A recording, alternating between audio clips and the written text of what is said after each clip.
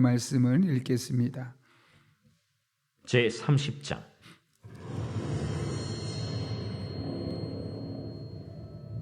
다윗과 그의 사람들이 사흘 만에 시글락에 이른 때에 아말렉 사람들이 이미 네겝과 시글락을 침노하였는데 그들이 시글락을 쳐서 불사르고 거기에 있는 젊거나 늙은 여인들은 한 사람도 죽이지 아니하고 다 사로잡아 끌고 자기 길을 갔더라. 다윗과 그의 사람들이 성읍에 이르러 본즉 성읍이 불탔고 자기들의 아내와 자녀들이 사로잡혔는지라. 다윗과 그와 함께한 백성이 울 기력이 없도록 소리를 높여 울었더라. 다윗의 두 아내 이스라엘 여인 아히노암과 갈멜 사람 나발의 아내였던 아비가일도 사로잡혔더라. 백성들이 자녀들 때문에 마음이 슬퍼서 다윗을 돌로 치자 하니 다윗이 크게 다급하였으나 그의 하나님 여호와를 힘입고 용기를 얻었더라. 다윗이 아히멜렉의 아들 제사장 아비아달에게 이르되 원하건대 에봇을 내게로 가져오라. 아비아달이 에봇을 다윗에게로 가져가매 다윗이 여호와께 묻자와 이르되 내가 이 군대를 추격하면 따라잡겠나이까? 그를 쫓아가라. 내가 반드시 따라잡고 도로 찾으리라. 이에 다윗과 또 그와 함께한 600명이 가서 브솔 시내에 이르러 뒤떨어진 자를 거기 머물게 했으되 곧 피곤하여 브솔 시내를 건너지 못하는 200명을 머물게 했고 다윗은 400명을 거느리고 쫓아가니라. 무리가 들에서 애굽 사람 하나를 만나 그를 다윗에게로 데려다가 떡을 주어 먹게 하며 물을 마시게 하고 그에게 무화과 뭉치에서 뗀 덩이 하나와 건포도 2송이를 주었으니 그가 밤낮 사흘 동안 떡도 먹지 못하였고 물도 마시지 못하였음이니라. 그가 먹고 정신을 차리매 다윗이 그에게 이르되 너는 누구에게 속하였으며 어디에서 왔느냐? 나는 애굽 소년이여 아말렉 사람의 종이더니 사흘 전에 병이 들매 주인이 나를 버렸나이다. 우리가 그렛 사람의 남방과 유다에 속한 지방과 갈렙 남방을 침노하고 시굴락을 불살랐나이다. 내가 나를 그 군대로 인도하겠느냐? 당신이 나를 죽이지도 아니하고 내 주인의 수중에 넘기지도 아니하겠다고 하나님의 이름으로 내게 맹세하소서. 그리하면 내가 당신을 그 군대로 인도하리이다. 그가 다윗을 인도하여 내려가니 그들이 온 땅에 편만하여 블레셋 사람들의 땅과 유다 땅에서 크게 약탈하였으므로 말미암아 먹고 마시며 춤추는지라. 다윗이 새벽부터 이튿날 저물 때까지 그들을 치매 낙타를 타고 도망한 소년 400명 외에는 피한 사람이 없었더라.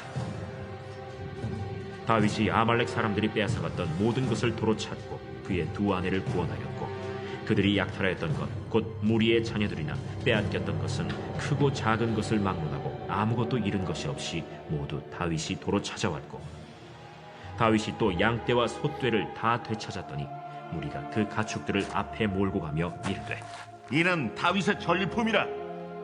다윗이 전에 피곤하여 능히 자기를 따르지 못하므로 브솔 시내에 머물게 한 200명에게 오매 그들이 다윗과 그와 함께한 백성을 영접하러 나오는지라.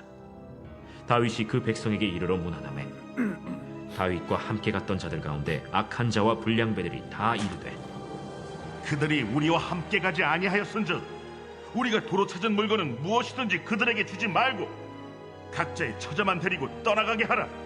나의 형제들아, 여호와께서 우리를 보호하시고 우리를 치러 온 그 군대를 우리 손에 넘기셨은즉 그가 우리에게 주신 것을 너희가 이같이 못하리라.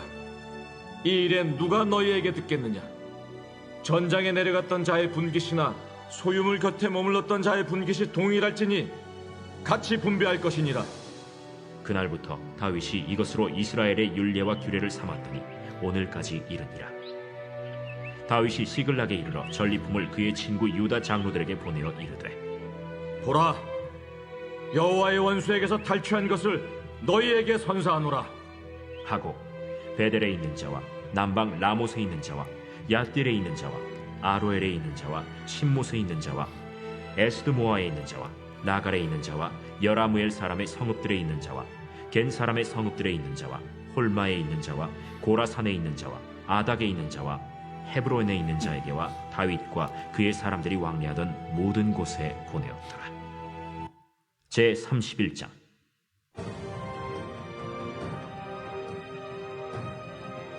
블레셋 사람들이 이스라엘을 치매 이스라엘 사람들이 블레셋 사람들 앞에서 도망하여 길보아 산에서 엎드러져 죽으니라. 블레셋 사람들이 사울과 그의 아들들을 추격하여 사울의 아들 요나단과 아비나답과 말기수아를 죽이니라. 사울이 패전함에 활 쏘는 자가 따라잡니 사울이 그 활 쏘는 자에게 중상을 입은지라. 그가 무기를 든 자에게 이르되 내 칼을 빼어 그것으로 나를 찌르라. 할례받지 않은 자들이 와서 나를 찌르고 모욕할까 두려워하더라. 무기를 든 자가 심히 두려워하여 감히 행하지 아니하는지라. 이에 사울이 자기의 칼을 뽑아서 그 위에 엎드러지매 무기를 든 자가 사울이 죽음을 보고 자기도 자기 칼 위에 엎드러져 그와 함께 죽으니라. 사울과 그의 세 아들과 무기를 든 자와 그의 모든 사람이 다 그날에 함께 죽었더라.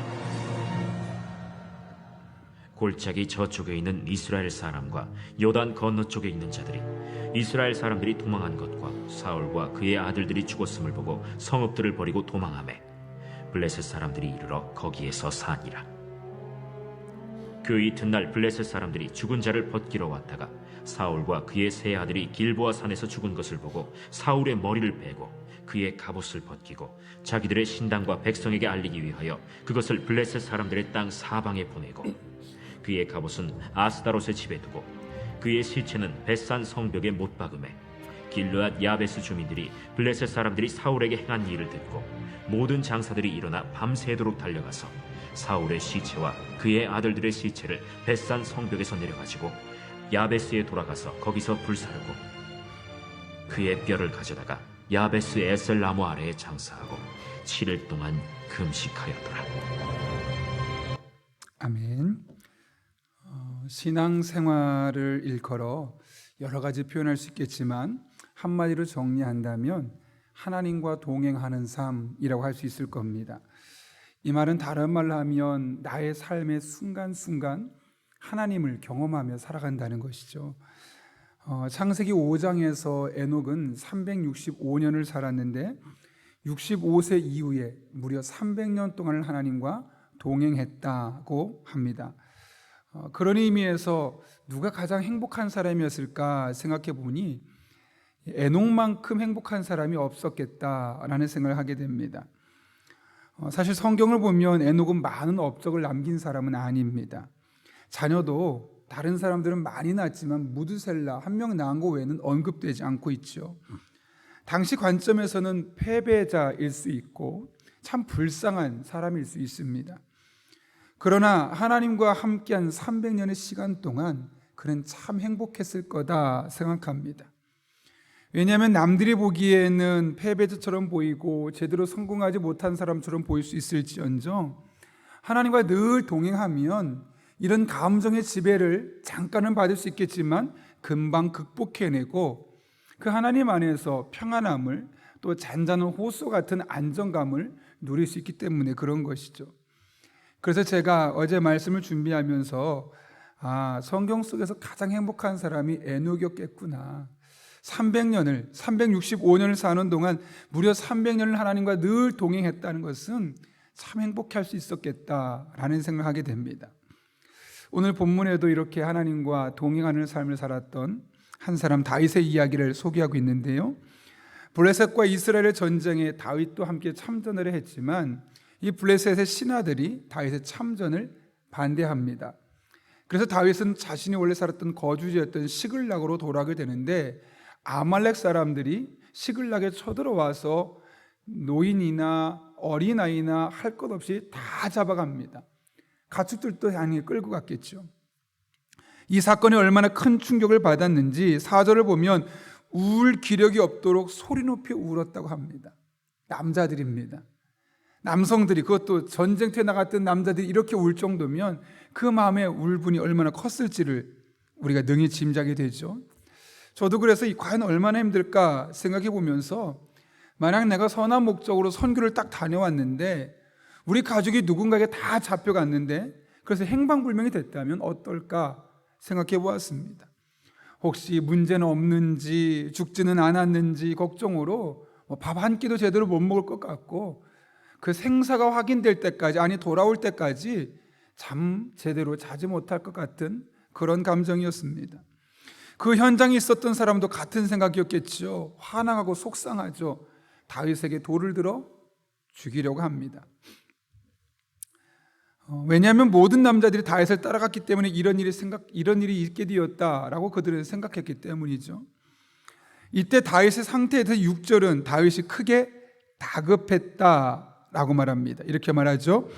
백성들의 자녀들 때문에 마음이 슬퍼서 다윗을 돌로 치자 하니 다윗이 크게 다급하였으나, 여기 크게 다급하다, 이 다급하다는 말을 히브리 원문을 보게 되면 야차르라는 단어가 쓰여 있는데요, 이것은 누르다, 공경에 처하다 해서 심리적으로 아주 심한 압박감을 받고 있다는 겁니다. 이렇게 다윗은 심각한 정신적 스트레스를 받고 있습니다. 여러분, 그런데 사람의 마음이 참 중요하지 않습니까? 근데 다윗이 이때 이 상황을 극복하기 있었죠. 6절 끝에 보면 뭐라고 말하냐면 그가 그의 하나님 여호와를 힘입고 용기를 얻었더라 라고 말합니다. 근데 우리가 이 구절을 보게 되면 가장 먼저 마음이 뺏기는 곳이 어디냐면 여호와를 힘입고 라는 부분입니다. 그런데 여러분, 이 단어가 너무너무 매력적이긴 한데요, 원문을 보게 되면 영어로 보면 in입니다. 다른 말로 하면 그가 그의 하나님 안에서 용기를 얻었더라 라는 겁니다. 그렇다면 여러분, 여기서는 하나님 안에서, 그러니까 힘있고보다는 안에서는 단어가 훨씬 더 원문에 가까운 번역인데 이것보다 더 중요한 표현이 있겠죠. 그것이 바로 그의 하나님 여호와입니다. 그가 그의 하나님 여호와 안에서 용기를 얻었다. 하나님 밖에서는 좌절되고 낙심됐지만 하나님 안에서는 그가 용기를 얻었다는 것이죠. 그런데 그 하나님은 어떤 하나님입니까? 그의 하나님 여호와입니다. 적어도 이 사무엘상을 쓰는 저자가 보기에 하나님은 다른 누구의 하나님이 아니라 다윗의 하나님이셨다는 것을 말씀하고 있는 것이죠. 이것이 다윗이 이 극심한 정신적인 스트레스에서 벗어날 수 있는 아주 중요한 원동력이 되었던 겁니다. 여러분, 생각해 보십시오. 아무리 내가 힘이 있고 능력 있고 영향력 있고, 특별히 하나님이 그렇게 사랑이 많은 분인데 그 하나님이 나의 하나님이 아니라면 그게 우리에게 어떤 의미가 있고 어떤 소용이 있겠습니까? 사실 힘이 조금 적어도 나와 상관이 있는 하나님이 나에게 의미가 있는 것이죠. 그런데 오늘 본문을 보게 되면 다윗은 하나님 안에서 용기를 얻을 수 있었는데 그 이유는 그 하나님이 바로 나의 하나님이셨기 때문이라는 것이죠. 다윗에게 하나님은 철저하게 나의 하나님이셨습니다. 사무엘 선지자의 하나님이 아니라 다윗이 직접 다양한 삶의 현장에서 꼼꼼하게 다양한 모습으로 경험했던 나의 하나님이셨던 것이죠. 그렇다면 그는 어떻게 하나님을 나의 하나님으로 경험할 수 있었을까요? 이어지는 본문을 보게 되면 절망적인 상황에서 다윗이 취했던 행동을 볼 수 있죠. 어떻게 했습니까? 8절 말씀 같이 한번 읽겠습니다. 시작. 다윗이 여호와께 묻자와 이르되 내가 이 군대를 추격하면 따라잡겠나이까 하니 여호와께서 그에게 대답하시되 그를 쫓아가라. 내가 반드시 따라잡고 도로 찾으리라. 아멘. 다윗이 묻자와 이르되 기도했다는 것이죠. 그리고 이런 다윗의 기대 하나님은 어떻게 말씀하셨습니까? 여호와께서 그에게 대답하시되 응답해 주셨다는 겁니다. 이렇게 다윗은 기도를 통해 그동안 그의 조상들이 경험했던 하나님, 또 사무엘 선지자를 통해 선포됐던 하나님을 자신의 삶에서 구체적으로 경험하는 하나님이 될 수 있었던 것이죠. 어떻게 이 사실을 알 수 있습니까? 다윗이 하나님께 기도한 것은 오늘 본문에 국한된 것이 아닙니다. 가끔 어쩌다가 극한 위기 상황이어서만 기도한 것이 아니라 다윗은 아주 자주, 매우 자주 하나님 앞에 기도하는 사람이었습니다. 사무엘상 23장만 봐도 그엘라 성을 구할 때도 다윗이 하나님께 묻습니다. 묻고 또 묻고, 무려 23장이면 3번이나 묻는 모습이 나타나죠. 하나님은 또한 응답해 주셔서 전쟁에서 피해 없이 승리할 수 있었죠. 시편을 보아도요, 1편부터 40편까지 말씀이 다윗이 쓰지 않았습니까? 그 시편을 보게 되면 크게 두 가지 기도입니다. 하나는 너무 힘들 때 탄원하면서 하나님 어찌하여, 탄원하면서 하나님 앞에 나갔지만 그 또한 기도였고요. 어떤 때는 간구시가 있습니다. 하나님 도와주세요, 은혜 주세요.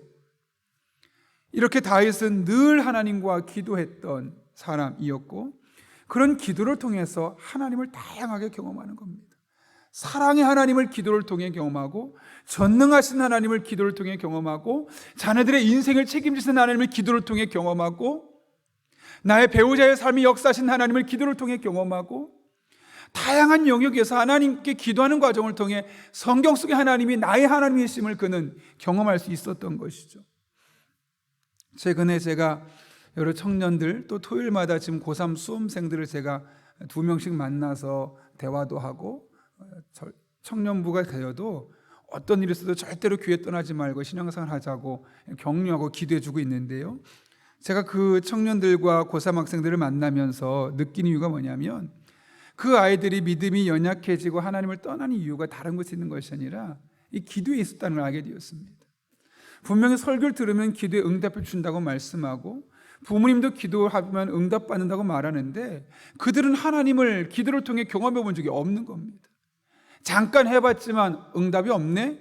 그만둬버리고 포기해버리고, 하나님은 내 기도 들으시지 않으셔. 아니, 부모님이 경험했던 하나님은 진짜가 아닐지도 몰라. 하나님 섭섭해. 등등 다양한 감정으로 하나님과 벽을 쌓기 시작하는 그런 모습을 보게 되었습니다. 여러분은 어떻게 그걸 해결할 수 있을까요? 다른 데 있지 않습니다. 기도를 가르치는 겁니다. 기도를 배우게 하는 겁니다.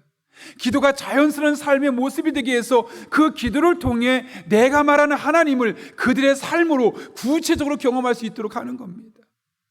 언제까지 기도하게 할까요? 응답될 때까지. 뿐만 아니라 기도를 어떻게 되는지 기도의 방법을 알아가며 기도하게 될 때 우리 아이들은 하나님을 기도를 통해 경험하게 될 것이고, 그럼 어떤 상황이 찾아와도 절대로 하나님을 떠나지 않게 되는 것이죠. 오늘 다윗이 하나님 밖에서는 디프레스, 우울해지고 강한 정신적인 압박을 받을 수밖에 없었지만, 여호와 안에서, 그의 하나님 여호와 안에서 힘을 얻을 수 있었던 이유, 용기를 얻을 수 있었던 이유는 다른 데 있지 않고, 이렇게 늘 기도로 하나님과 함께하는 삶, 기도를 통해 성경 속의 하나님을 다양한 모습으로 자신의 삶을 통해 경험했기 때문에 이런 삶을 살 수 있었던 것이죠. 우리도 마찬가지고 우리 다음 세도 마찬가지입니다.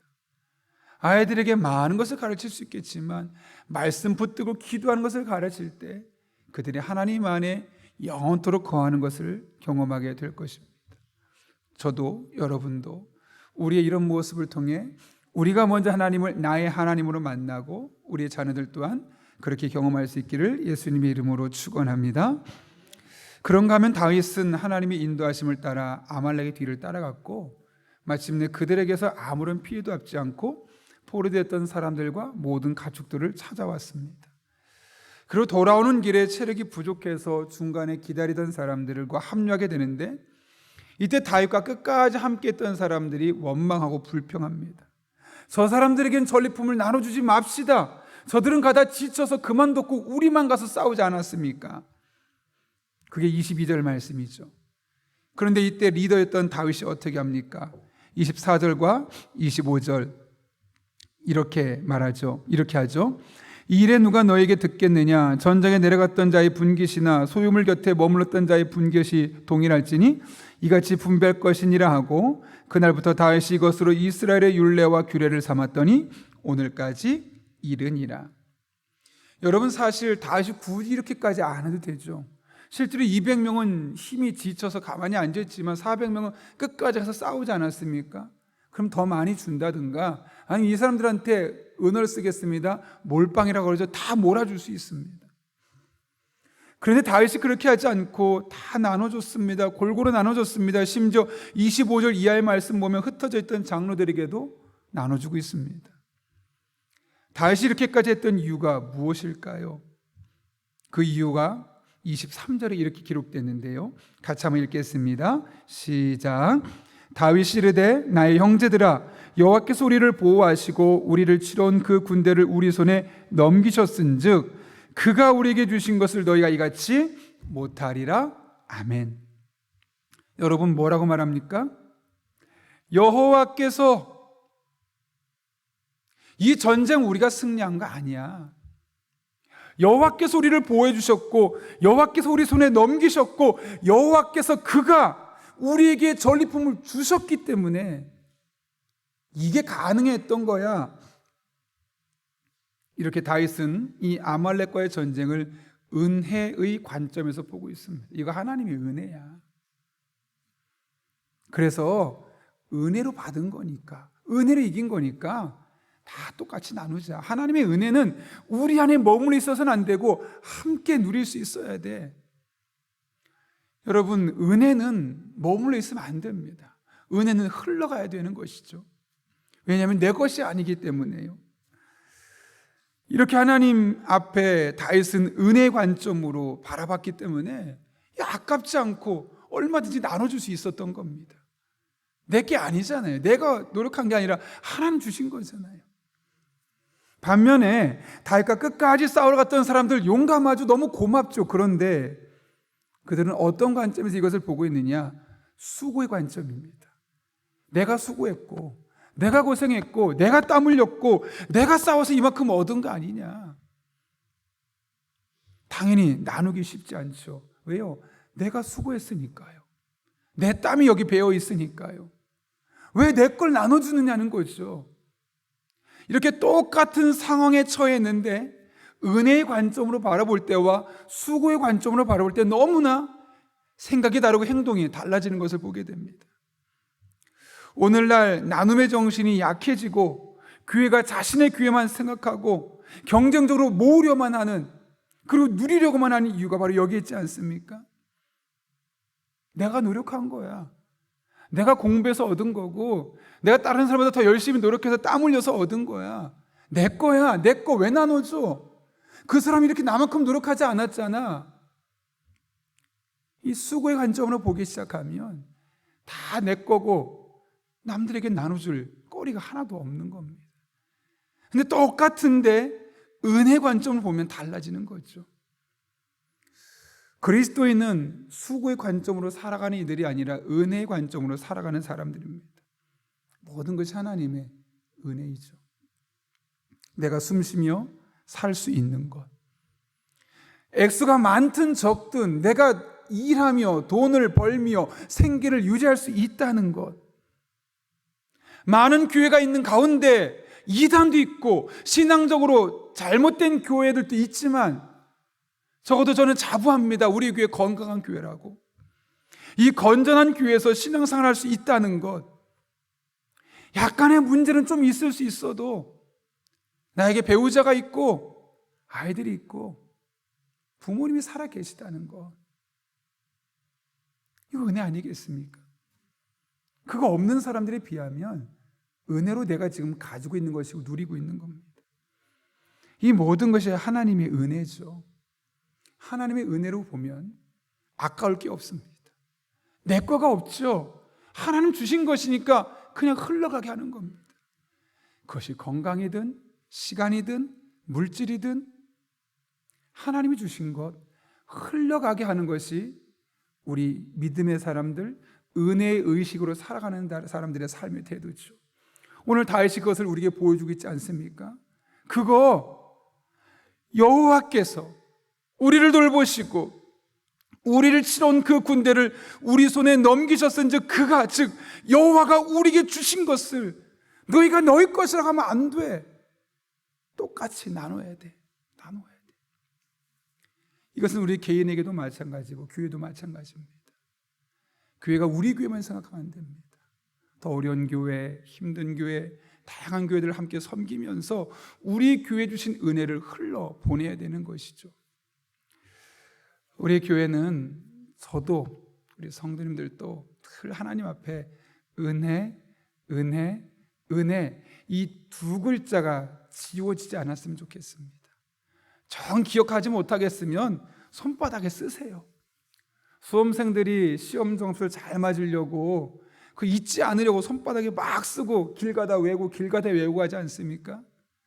그런 것처럼 하나님 앞에 정말 좋은 믿음의 점수 얻으려고 은혜, 잊을만 하면 은혜, 손 피면 은혜. 그래서 똑같은 삶을 살아가지만 각박하게 살아가지 않고 쫀쫀하게 살지 말고 마음 졸이며 살지 말고 하나님의 은혜 가운데 여유 있는 마음으로 살아가는 저와 여러분 한 분 한 분 또 그런 우리 교회 될 수 있기를 예수님의 이름으로 축원합니다. 우리 함께 기도하겠습니다. 거룩하신 아버지 하나님, 오늘도 은혜 가운데 우리를 불러주시고 은혜 가운데 깨워주셔서 우리로 하여금 기도할 수 있는 은혜를 누리게 하신 것 진심으로 감사를 드립니다. 모든 것이 하나님의 은혜인데 그 은혜를 잊지 않게 하시고 늘 은혜 안에서 하나님과 동행하는 주의 종들 되게 하여 주옵소서. 예수님의 이름으로 기도하옵나이다. 아멘. 주님